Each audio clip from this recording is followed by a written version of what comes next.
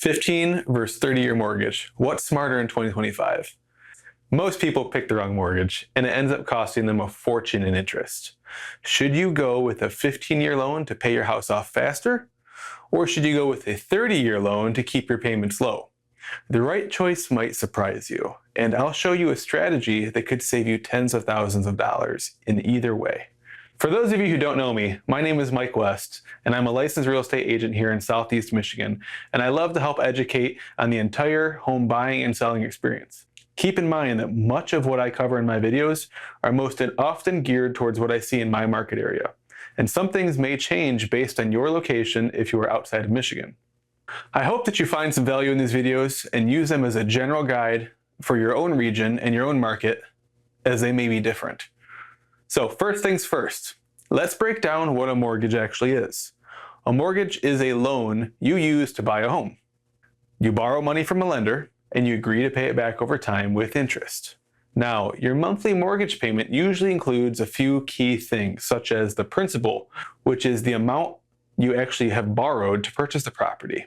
The interest, which is the amount of profit that the bank makes off of giving you that loan. Taxes and insurance, these are often bundled together in your payment through what's called an escrow account.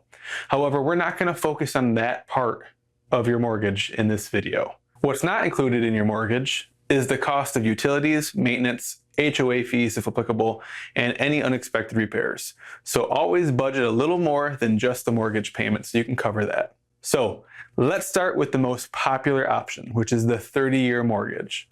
This option is most common and attractive because the monthly payments are lower, which gives you more flexibility in your budget since the total loan amount is divided over a 30-year amortization. However, since you're stretching those payments out over a longer period of time, that's more opportunity for the lender to earn more profit off of that loan, which means a lot more interest spent over that life for you.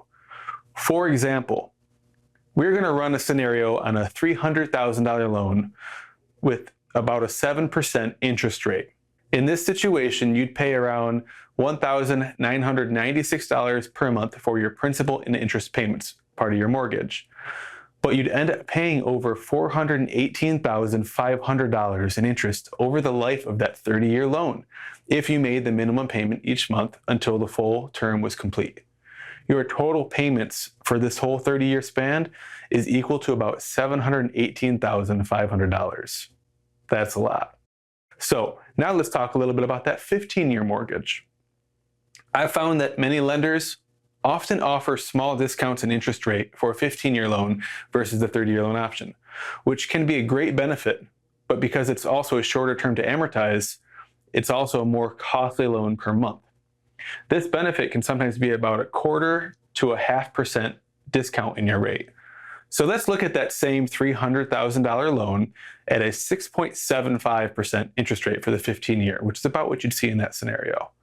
With this, your payment jumps up to about $2,655 per month for that P&I. But over the life of the loan term, you only pay $177,000 in interest. That's a massive savings of $241,000 between the two options. This style of loan also helps you build equity faster as more of your monthly payment is paying down your principal balance versus that 30-year loan. But committing to those higher payments every single month is nothing to balk at. This option can leave many home buyers house poor with little to no room in their budget for unexpected life or home expenses. So here's where things get a little interesting. You can hack the system a bit. If you choose a 30-year mortgage, but consistently put extra money towards the principal, you can pay off your home years earlier than the term and save tens or even hundreds of thousands of dollars in interest. So let's say you pay an extra $200 a month on that same 30-year loan at 7% that we talked about. Just $200 a month could save you about 7 years and 1 month of payments off that total life loan, and it'll cut out an additional $116,000 worth of interest. And the beauty, you're not locked into that higher payment. You can adjust if life throws you a curveball. Now, this may not be the best scenario for everyone, but here's what I personally have done and often recommend to a lot of my clients who are weighing out these options. If you can afford a 15-year mortgage today, just consider the idea of taking out a 30-year mortgage, but pay it as if it were a 15. So in this particular scenario, the difference of monthly payments between the two options was $659 per month. So what I would do is I would then pay that same $659 per month as an extra payment towards my principal balance each month on that 30-year loan. So then over the life of the loan, even with the slightly higher interest rate, you would shave off 14 years and 6 months of that 30-year process, meaning that it's only 6 months longer than the 15-year loan. Also, it would save just over $227,000 in interest, making the total interest spent around $191,000, which is only about $13,000 more than that 15-year loan was. However, the biggest benefit of this option to me is that it means that I have the freedom and lowered required payments of that 30-year loan just in case life happens. So whether your car dies and you need to finance a new vehicle, you have children or sudden medical bills, or there's significant changes to your income, you have the opportunity to fall back on your monthly payment expenses to help make it work. It's important to stay disciplined when doing the strategy to reap the benefits of it though. And in my industry, and in many others, income is not always guaranteed, or it's sometimes unpredictable. So doing it this route allows me the flexibility for the good and bad months that I have. So here are a few more things you should consider when deciding between the two options. Discuss with your lender what the costs may be to buy down the interest rate when you first finance the home. The cost benefit may be there to make even more sense and save even more money by going this route if you're going to choose that 30-year option and paying the extra. Also, consider the amount of time you plan to remain in the home. This is a big part of it. So as most homeowners do not actually live in their house for a full 30 years, you could look at it from two different dimensions.